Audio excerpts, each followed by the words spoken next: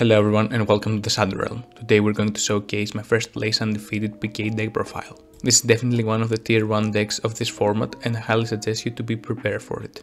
But before we start, don't forget to subscribe and also like the video so I can continue making similar content like this. Now let's dive right into the deck profile. We'll start things off with 3 copies of Thorn Scales. This is the best normal summon of the deck since it enables us to play past hand traps. We want to have our PK resources to the graveyard and this card enables us to send them as cost.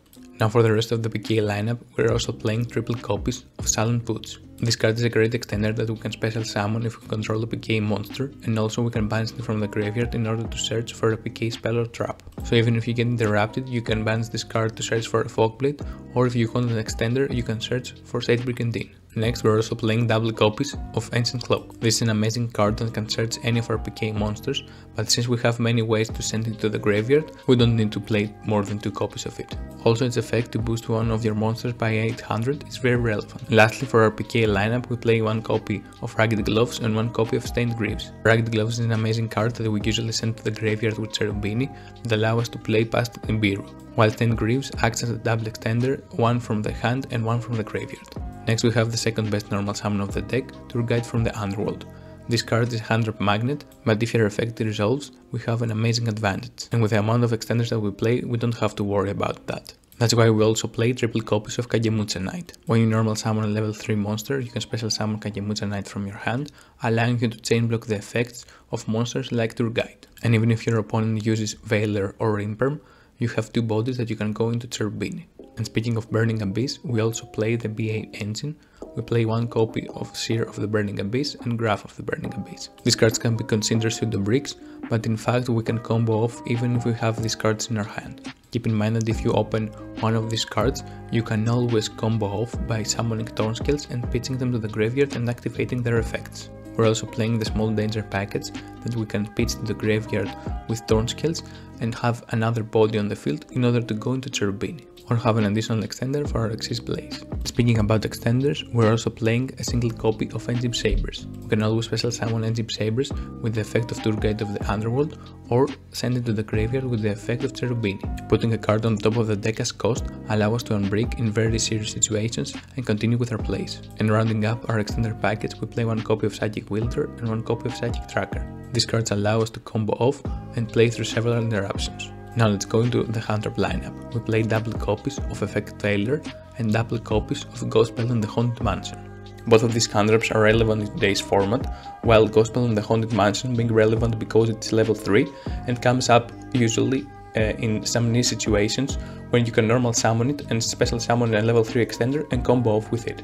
And Effect Failure can hit many of the Tri Brigade cards, while also being able to hit Verde and Akoda when your opponent tries to go into Dragoon. Next we're of course playing the triple copies of Ash Blossom and the Joy Spring.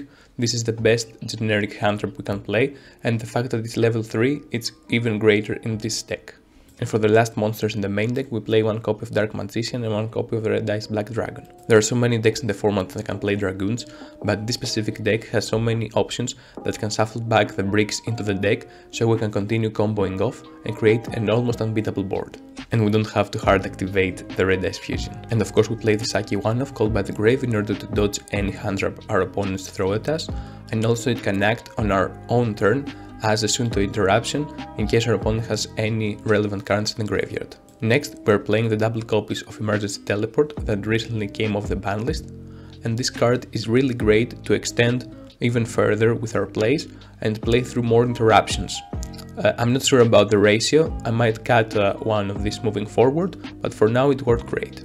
Then of course we play 1 single copy of Rota to search either Kagemucha Knight or RPKs, and continuing the trend with Saki 1-offs, we play a single copy of Monster Reborn. Then we play the best spell in the deck, double copies of Forbidden Droplet. Moving forward, I will probably cut the Emergency Teleport for another copy of Forbidden Droplet, and this card is great either going first or either going second, and we can break any board with it.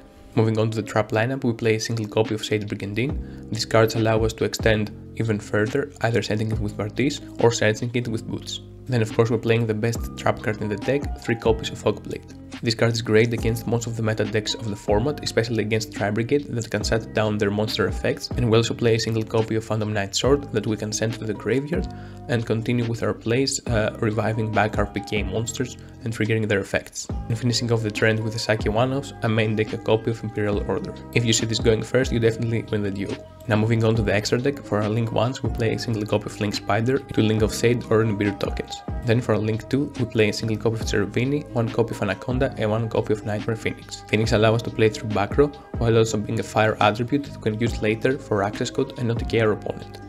Now for the Link 3s of the deck, we of course play a single copy of Rusty Bartis and 1 copy of Nightmare Unicorn. Bartis is great going first, since it allows us to send any PK to the graveyard and set any PK card that we need, while also being able to destroy cards on the field, and Unicorn can shuffle back cards into the deck and link climb into access code with ease.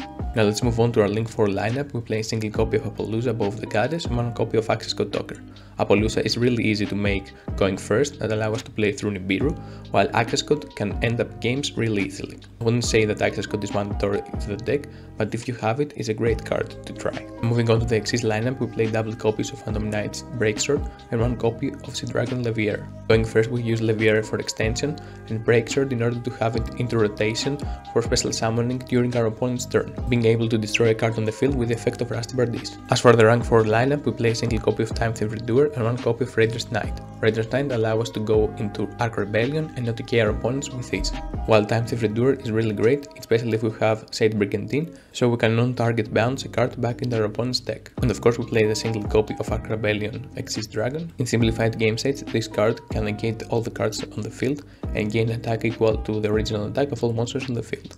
And we can punch our opponent for over 10,000 with it. And of course we can't forget the single copy of Red Dice Black Dragoon. As long as we have this card available, this is the best boss monster that we can pump out with Anaconda. Even if Destroy Phoenix Enforcer gets released, this card is far superior because it gives the deck an Omni Negate that allows us to play through mass board distraction and protects the rest of our board. So that was the main and extra deck. I will probably post the side deck to my Ko-fi page, and if you're interested, please check it out down in the description below. Now let's try some Testhands.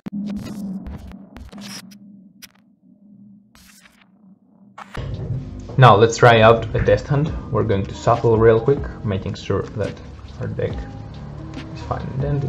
We're going to put this here, cut from the middle, shuffle once again,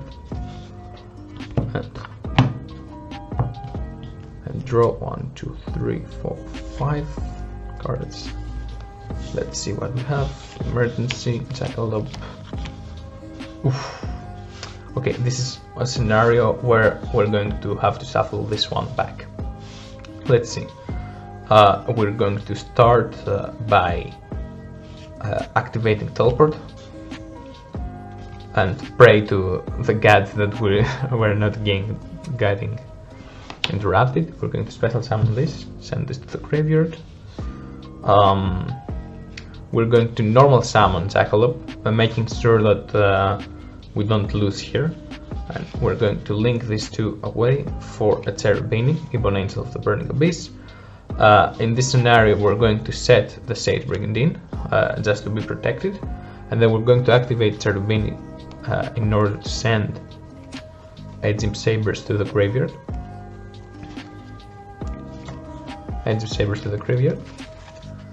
And then now what we're gonna do, we're going to activate Edge of Sabers, special summon it, and put Red Dice Fusion back to the top of the deck.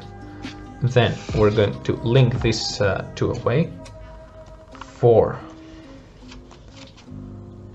what we have here.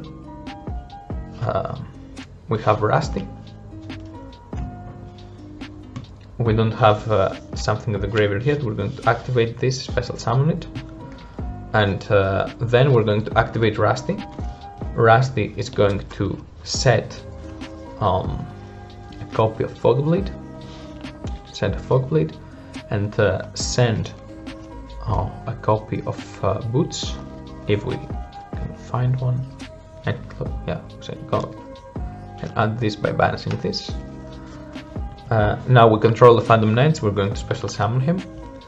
Then we're going to link away the Torn Scales for a copy of Link Spider, and we're going to use these two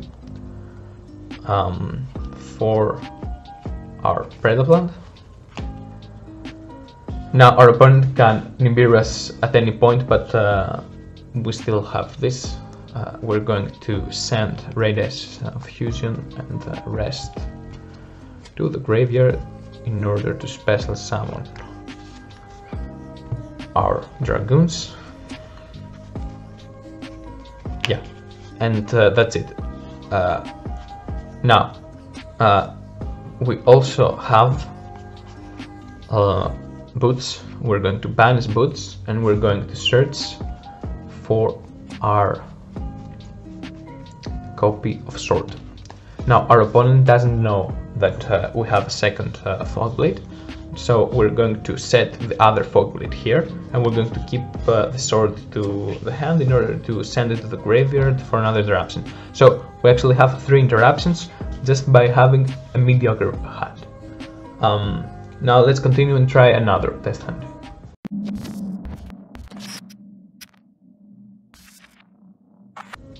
Now for our second test hand, we're going to shuffle once again, making sure everything is fine and we don't have anything weird. We're going to cut right here, shuffle once again, and let our opponent cut in half, for example, and then we're going to draw 5 cards. Okay, and we have this. This is our starting hand. Yeah, okay, this is a great starting hand. We're going to activate the reinforcement of the army.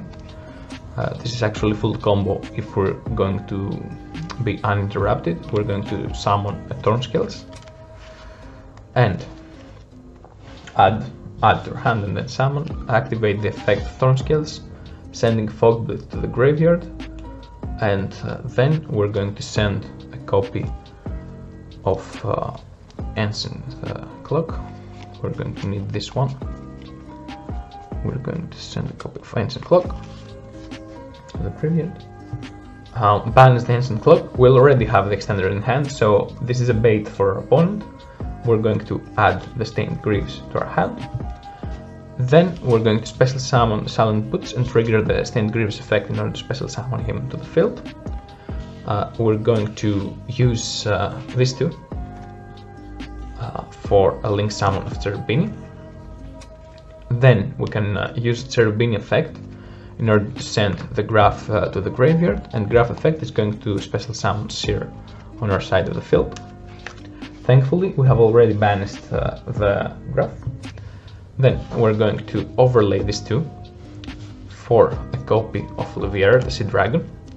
Now we're making sure to detach the PK and not the Seer, and we're going to bring back Ancient Clock. Now our opponent can potentially Nibiru us here, but doesn't mind because we have the extension. We're going to link these 3 away for a copy of Appaloosa, and now we're Nibiru safe. We can continue with our plays. It's going to trigger the effect of Seer that was a material, and we're going to bring him back to the field. And then we're going to banish Boots and trigger the effect of Thornscales at the resolution. We're going to search. Let us search for Sage Brigandine.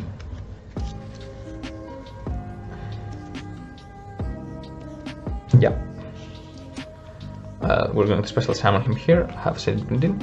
Now, in this scenario, we have a PK in the graveyard, but we have the Fogblade, so we can't activate the Thornscale, the Vice. Then we're going to banish this, make sure we're going to revive back the Ancient Clock, and now we can set this, activate it to special summon it to the center of the field, and then use these two in order to special summon a copy of Rusty. Activate the effect of Ancient Clock to return it to defense and give him a boost. Then we're going to use these 2 monsters for an Exist summon of Breaksword. now we can break the break sword and revive those two back to the field as level 4. And then we can use these two for a copy of Predaplant. We haven't used the Final Knight's Rusty Bardi's effect yet. We can use his effect in order to set a Fog Blade and send to the graveyard a copy of Ragged Gloves, so we can have follow-up. And now, what else we can do? We have searched already.